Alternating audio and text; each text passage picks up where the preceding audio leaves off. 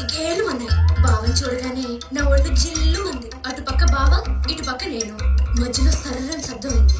బుస్సుని పావు పడగెత్తింది. కళ్ళు రెండు గట్టిగా మూసుకున్నాను. ఆ తర్వాత పాము ఏం చేసిందే మళ్ళీ పాకింది. గజగజ వణికాను. కాలికి తగిలింది. గడగడలాడాను. పైకొచ్చింది. బిత్తరపోయాను. కిటికితలెట్టింది. తికమక పడ్డాను. తోపు తెలిసి పరిగెత్తాను. తోట తెలిసి రొట్టెక్కాను. చెట్టెక్కాను. పుట్టెక్కాను. గట్టెక్కాను. మెట్టెక్కాను. ఎక్కడికంటే ఎక్కడికొచ్చి కాలు ఏలు చుట్టేసిందయ్యో. హాయ్ హాయ్ హాయ్ హాయ్ హాయ్ ఎక్కేసుకో అబ్బా నాకు పాము కాటు వేసిందోయ్. కన్ని గుండెలోన కాకరిందికోయ్. కాని కాటు కూడా కుప్పగా ఉందోయ్. అబ్బా నొప్పి కూడా కుప్పగా ఉందోయ్.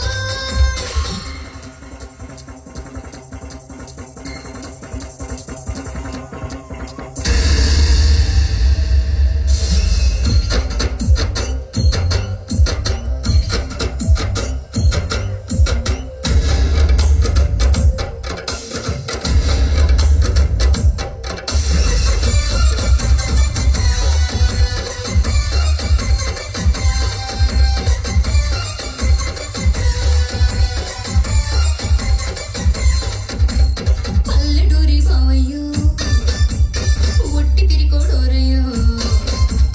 పల్లెటూరి బావయ్యో, ఒట్టి పిరికోడోరయ్యో. పాము చూసి బిగుసుకుపోయాడోయ్. కర్ర తెస్తానన్నాడోయ్. కుర్రుమంటూ వెళ్ళాడోయ్. మామిడి కొమ్మ గరగల ఊగాడోయ్. చిన్న పుల్లయ్యా పడలేదు చూడయ్యో. ఎంతసేపైనా రాలేదు బావయ్యో. కొర కొర కొర కొర కోపం వచ్చిందోయ్. కోపం వచ్చిన తాపంచిన ఉసుకోకూడదు మళ్ళీ దించేసుకోవాలి ఏంటి దించుకునేది దాని బాగా ఒట్టి తిరుగుడంట ఇదిగో మళ్ళీ నీ పావు సంగతి మాకెందుకు, ఆ పావు సంగతి ఏంటో చెప్పు. పిల్లలా పాపం